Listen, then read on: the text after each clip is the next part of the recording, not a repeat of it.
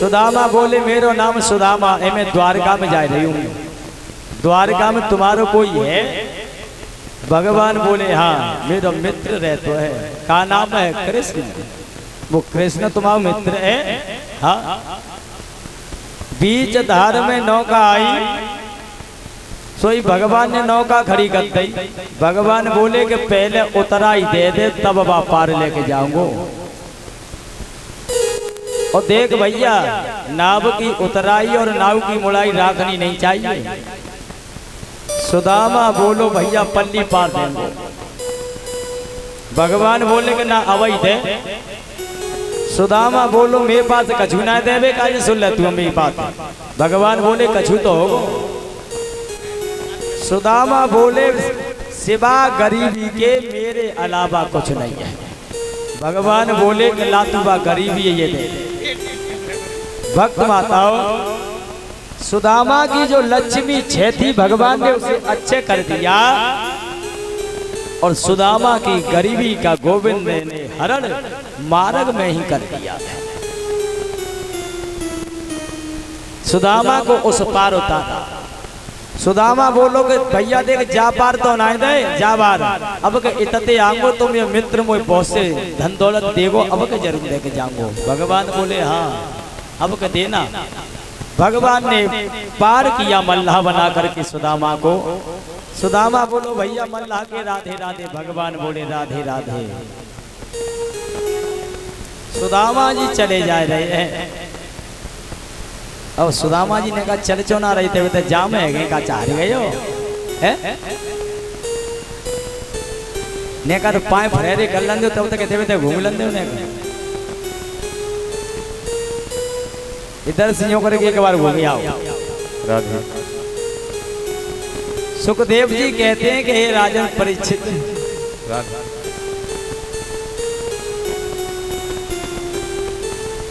आज सुदामा जी चले जा रहे हैं और चलते चलते सुदामा लगी भूख।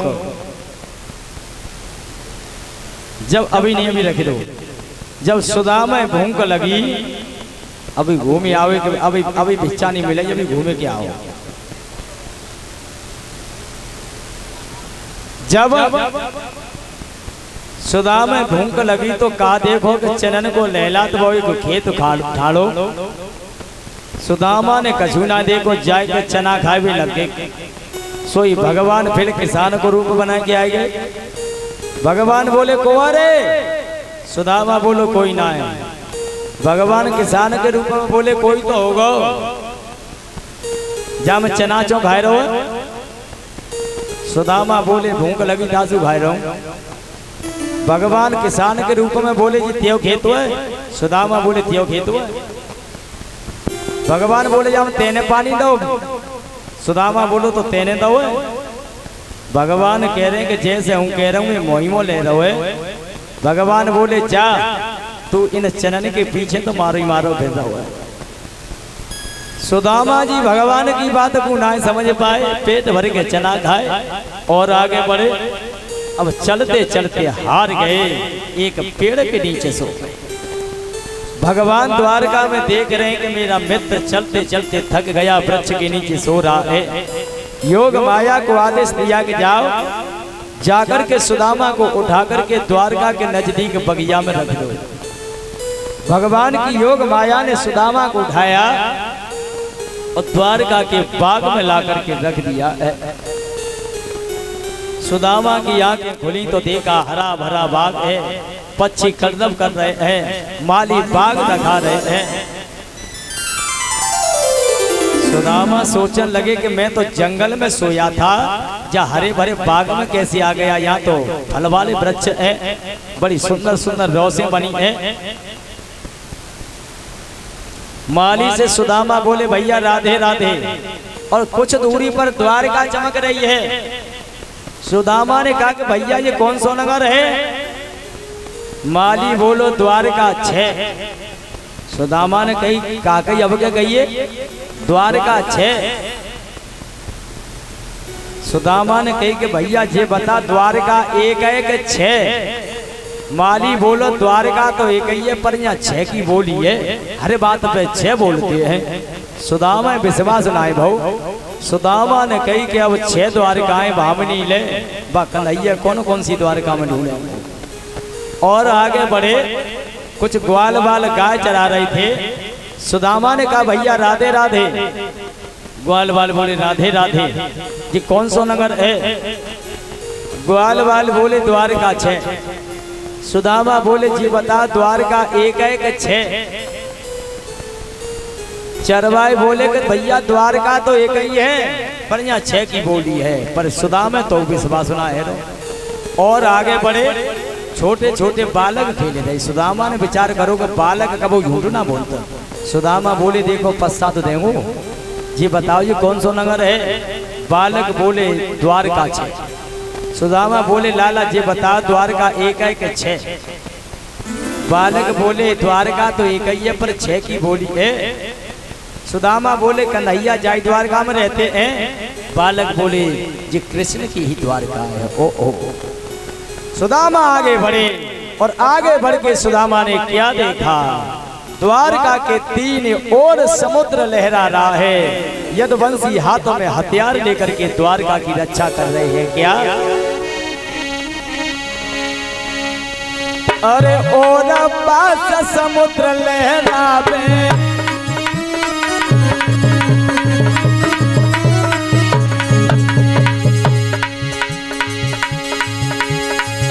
अरे ओर पास समुद्र लहरावे,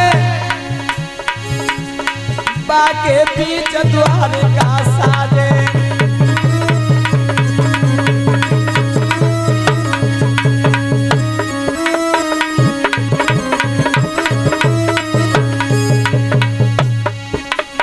लिए शस्त्र यदुवंशी डोले, राधा माधव की जय बोले।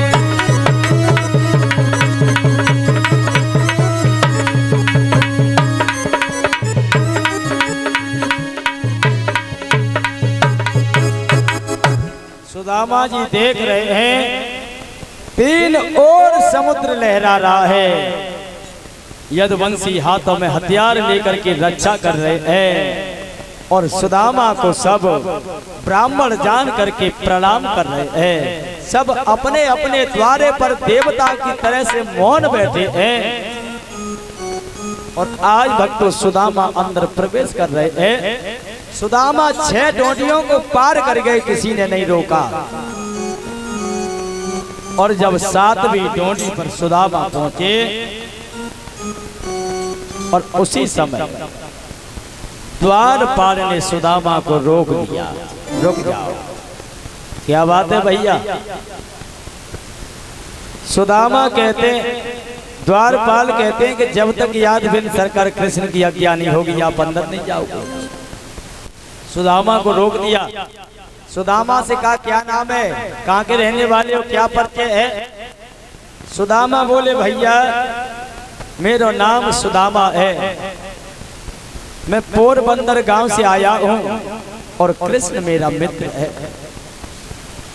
जाकर के द्वारपाल ने कृष्ण से कहा तो कन्हैया बोले द्वारपाल अनायास ड्यूटी छोड़ करके कैसे आ गए? द्वारपाल बोलो प्रभु एक गरीब ब्राह्मण है, वो द्वार खड़ा है। और द्वारपाल भगवान से बोला प्रभु अरे शीस पगा न झगा तन पे और पायूं पाहन की नहीं सामा, धोती फटी सिलकी दुबकी प्रभु जान के आए बसो यही धामा।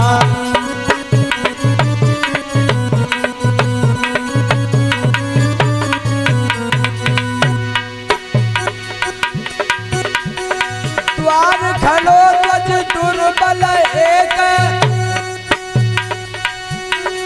देख रहो चक सोय सुदाय भिरामा, और पूछत दीन दयाल तो दाम बता बतया बनो नाम सुनामा।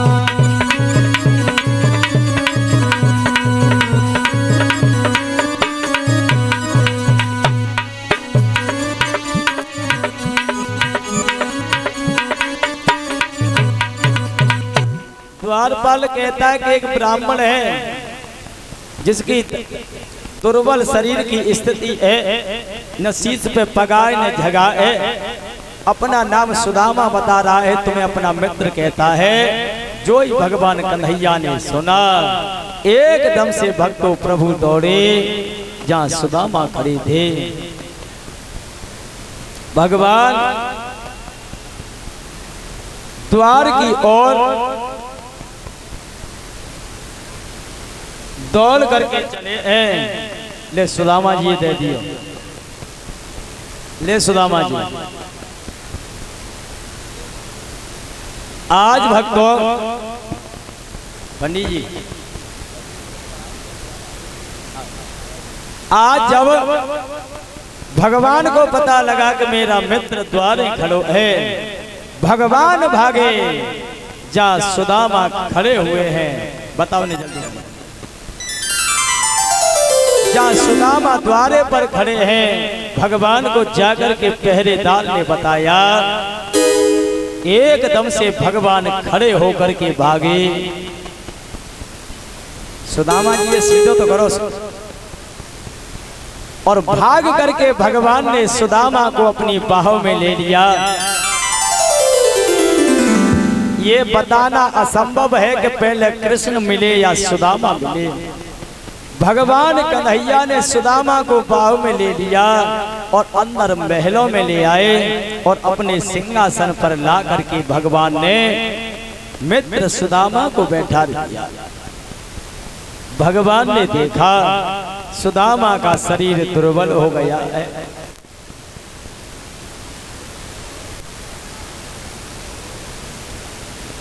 ऐसे बेहल बेबाइन सो पुन कंटक जाल लगे पुन जोए। हाय महादुख पायो सखा तुम आए इते न किते दिन खोए। देख सुदामा की दीन दशा करुणा कर करुणा निधि रोए। पानी परात को हाथ छुओ नहीं, नैनन के जल से पग धोए।